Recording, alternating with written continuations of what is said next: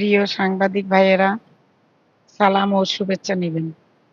আপনারা নিশ্চয়ই অবগত রয়েছেন, আমার স্বামী শরীফ মোস্তফা জামান লিটু, পিতা মৃত ইনুস শরীফ, গ্রাম ফতেপুর, থানা জেলা বাগেরহাট।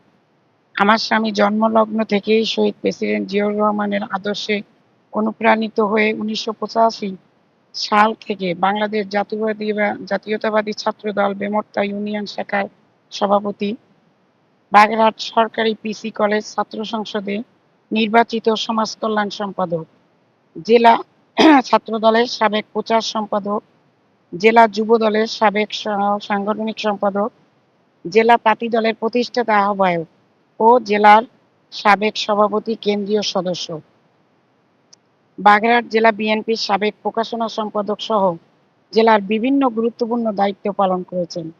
তিনি বিগত স্বৈরাচারী শেখ হাসিনা সরকারের সময়ে রাজপথে আন্দোলন সংগ্রামে ভূমিকা পালন করায় হামলা মামলার শিকার হয়েছে বেশ কয়েকবার। ব্যবসা বাণিজ্যে চরমভাবে ক্ষতিগ্রস্ত হওয়ায় পরিবার পরিজন নিয়ে অনেক কষ্টে দিনাতিপাত করিতেছি।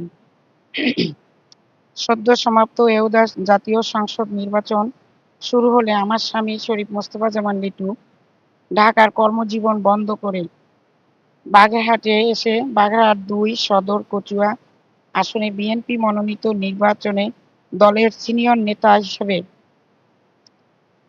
ধানের শীষ প্রার্থী ব্যারিস্টার জাকির হোসেনের প্রচারণায় অংশগ্রহণ করেন।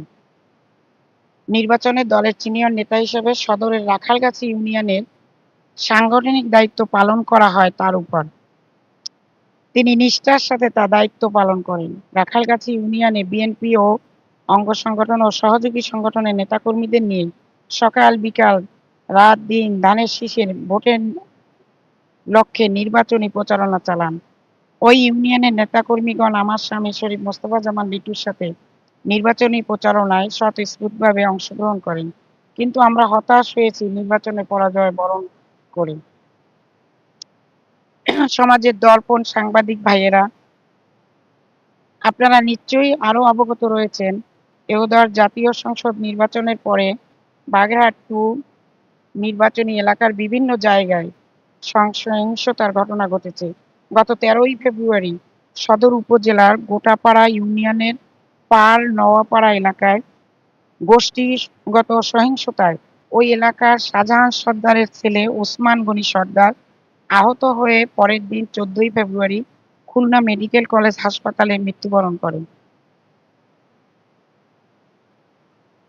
ওই ঘটনায় ১৭ই ফেব্রুয়ারি মৃত ওসমান গনি সর্দারের ভাই মোহাম্মদ এনামুল কবির বাদী হয়ে সদর মডেল থানায় ১৫ জনের নাম উল্লেখ করে ১০-১২ জনকে অজ্ঞাত করে একটি হত্যা মামলা দায়ের করে।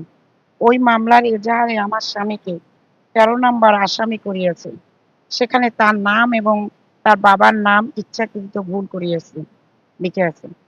প্রিয় কলম সৈনিক ভাইয়েরা, হত্যা মামলার এজাহারে গোষ্ঠীগত সহিংসতার কথা উল্লেখ রয়েছে।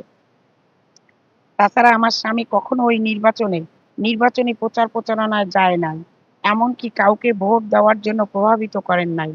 তার ব্যাপক জনপ্রিয়তা রয়েছে, আর এ কারণেই তাকে হয়রানি ও ক্ষতিগ্রস্ত করার জন্য মিথ্যা মামলায় নাম অন্তর্ভুক্ত করিয়াছে।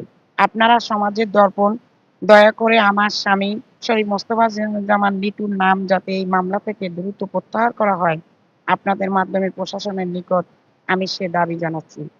ধৈর্য ধরে আমার কথা শোনার জন্য আপনাদের সকলকে ধন্যবাদ জানাই।